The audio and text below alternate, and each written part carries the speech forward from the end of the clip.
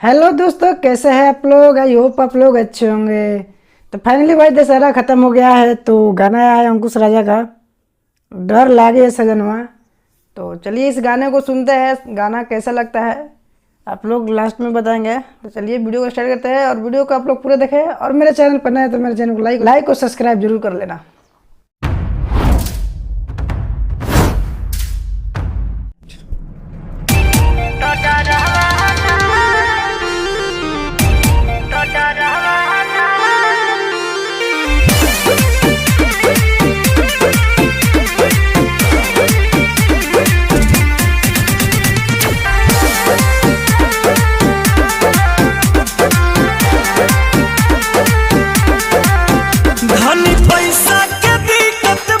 अच्छा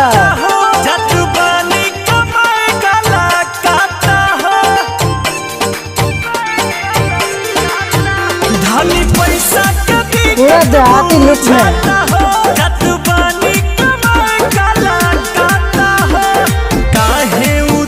हुई गईलुए धनी वीडियो कॉल करब हरा में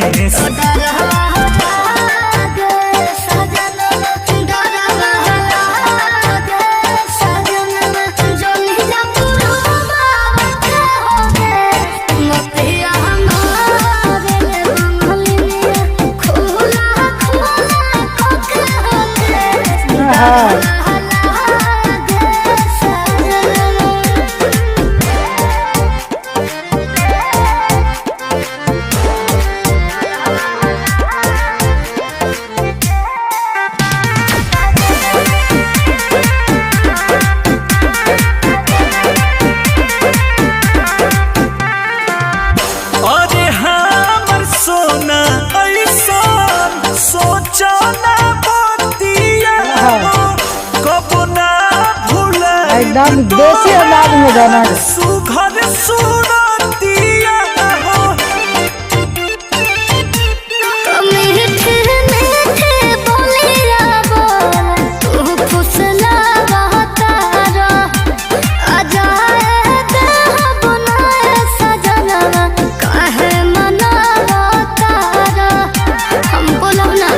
हंसी खुशी हमके भेजाए धनिया कहराना हमसे करे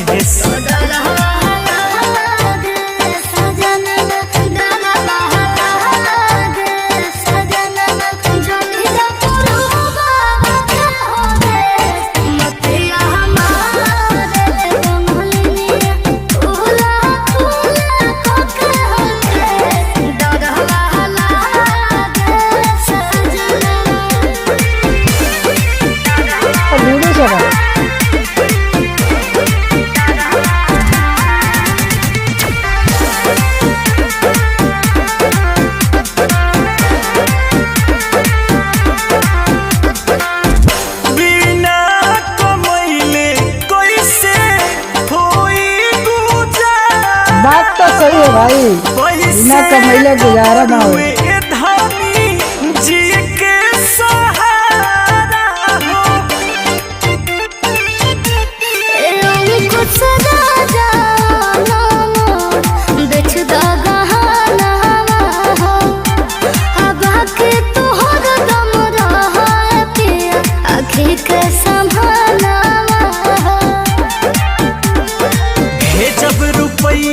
मेकअप करई हा चमकत रही तोहर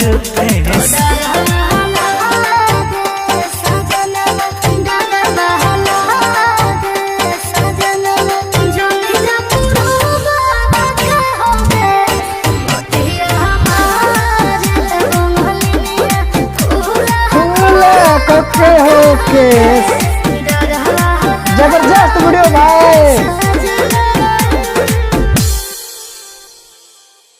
अंकुश राजा का ये सॉन्ग काफ़ी प्यारा है, सुनने में बहुत अच्छा लग रहा था, देसी अंदाज में है। और भाई वीडियो बहुत अच्छा लगा।